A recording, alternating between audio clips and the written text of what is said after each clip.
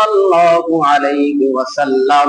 এ কথা শোনার পর রাসূলুল্লাহ সাল্লাল্লাহু আলাইহি ওয়াসাল্লাম বলেন, ও বশীর, তুমি কি তোমার সকল সন্তানকে এক একটা করে গোলাম হাদিয়া দিয়েছো, এক একটা গোলাম উপহার হিসাবে দিয়েছো নাকি? বশীর রাদিয়াল্লাহু তাআলা আনহু বলেন, ইয়া রাসূলুল্লাহ, না না, আমি আমার সকল সন্তানকে এক একটা করে গোলাম হাদিয়া করিনি। রাসূলুল্লাহ সাল্লাল্লাহু আলাইহি ওয়াসাল্লাম বলেন, ও বশীর, তুমি এখনই তোমার এই সন্তান থেকে ওই গোলামকে ফিরিয়ে নাও।